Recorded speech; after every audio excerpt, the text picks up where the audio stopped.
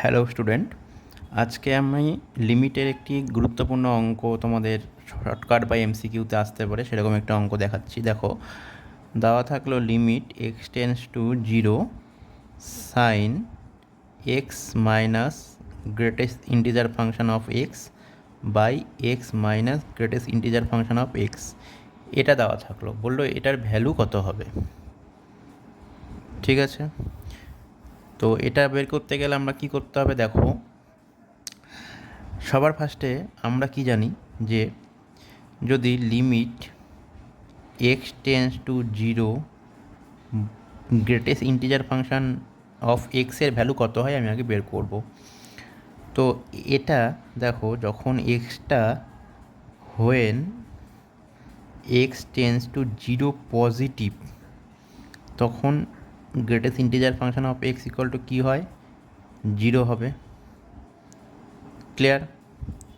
কারণ এটা যদি আমার জিরো হয়, এটা যদি আমার ওয়ান হয়, এটা যদি আমার মাইনাস ওয়ান হয়, যখন জিরোর ডান দিকে কোনো ভ্যালু, একটু ডান দিকে কোনো ভ্যালু নেব, তখন গ্রেটেস্ট ইন্টিজার ফাংশন অফ এক্সটা কী হবে? জিরো হয়ে যাবে।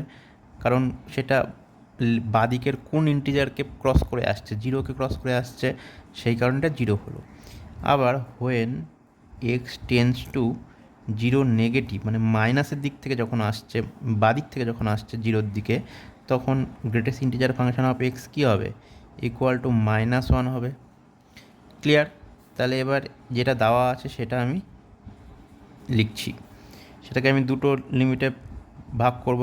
একটা x tends to zero negative, আগে পজিটিভটা করি। পজিটিভ, তাহলে পজিটিভ কী হবে? Sine x minus greatest integer function of x by x minus greatest integer function of x. Clear? তো এখান থেকে আমি কী পাবো? Equal to x tends to যখন জিরো পজিটিভ, তখন greatest integer function of x বা বক্স এক্স কত হয়? জিরো হয়। তাহলে এটা কী হয়ে যাবে? Limit x tends to zero positive sine x by x হয়ে যাবে, কারণ বক্স এক্সটা জিরো হবে। তাহলে এটার মান কত হবে? এটার মান আমরা ভ্যালু জানি ওয়ান হয়। তাহলে রাইট হ্যান্ড লিমিটটা কত হলো? ওয়ান। এবার লেফট হ্যান্ড লিমিটটা বের করব। তাহলে কী করব? Limit x tends to zero negative sine x minus box x by x minus box x. Clear?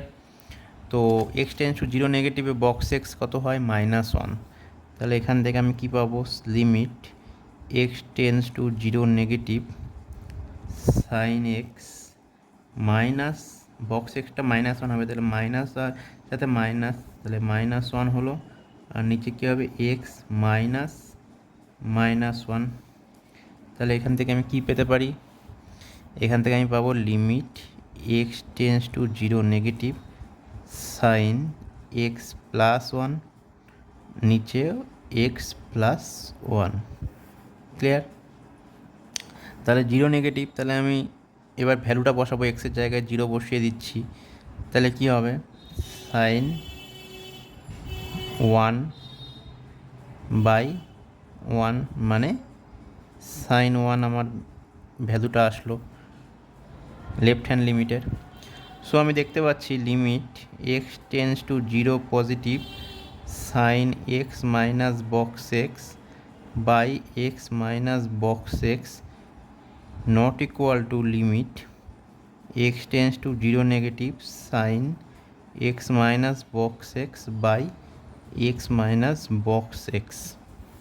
তাহলে যেহেতু দুটো limit right hand and left hand সমান হচ্ছে না, তাহলে আমি কী লিখতে পারি? অতএব limit x tends to 0 sin x minus box x by x minus box x does not exist, মানে এর কোনো অস্তিত্ব নেই। বোঝা গেল? তো এটা একটি ইম্পর্টেন্ট অঙ্ক, শর্ট কোশ্চেন হিসাবে আসতে পারে, মনে রাখবে এই অঙ্কটা আসতে পারে। Thanks for watching.